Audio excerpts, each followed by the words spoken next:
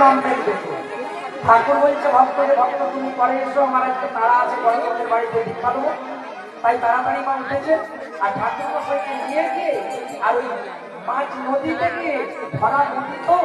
আর বাবা যে পাঁচটায় করে যখন নদীতে জল উঠে যায় তখন একটা বাঁশে করে দেখবেন মাঝিটা ভাই একটা বড় বাঁশ দিয়ে বাবা এখন বাইতে বাইতে গিয়ে কি করলো ওই মাঝি মাঝখানে গিয়ে মাছটা পুঁতে দিয়ে আর পুঁতে দিয়ে ওই নৌকোর রজ্জুটা দড়িটা বেঁধে দিয়ে আর বেঁধে দিয়ে পায়ের উপরে পা দিয়ে আর নৌকোর উপরে আর বলছে ঠাকুর বলছে ওগো মাঝি আজকে আমার তারা আছে বলে তুমি যে এইখানে মাঝখানে রেখে দিলে বলছে ঠাকুর আজ আমায় দীক্ষা না দিলে আজকে আমি পারাপার করবো না করিব না।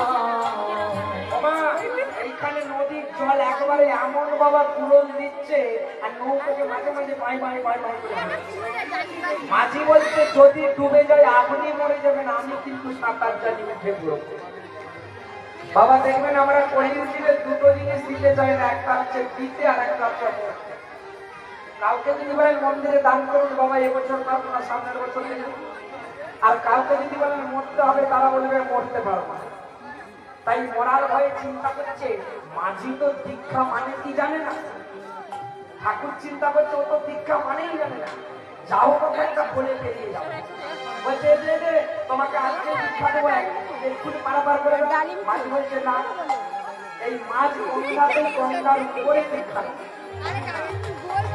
ঠাকুর বলছে দীক্ষা যদি তুমি নেবে তুমি যে মাছটা ফুটেছো ওই মাছটার জলটা কতটা তুমি দাগ দাও একটা কিছু আর কাঠিতে দাগ দিয়ে মাছটা তুলো দিয়ে কহাত এখানে জল আছে মেপে আমাকে বাবা 1 হাত 2 3 4 5 6 হাত করে বলছে মাঝি 10 হাত জলে থেমেছে। মাছটা যখনই 10 হাত হয়েছে জলটা মাঝি বলছে ঠাকুর এইখানে জল আছে 10 হাত। ঠাকুর বলছে আজ থেকে তোমার মন্ত্র হলো 10 হাত। তোমার মাঝি তো কি জানে না, বলে গুরুদেব কি করলো ওই ঠাকুর মশাই গুরু হয়ে গেল আর ওই 10 হাত জল আছে মাপ করে বলেছে ওই 10 হাত মন্ত্র হলো। এবারে মাঝি যখন সময় পায় নদীর চরে গামছাটা পেতে দিয়ে ওই শুয়ে শুয়ে 10 হাত 10 হাত 10 হাত 10 হাত 10 হাত বাবা বলতে বলছে জপ করছে 10 হাত 10 হাত 10 হাত।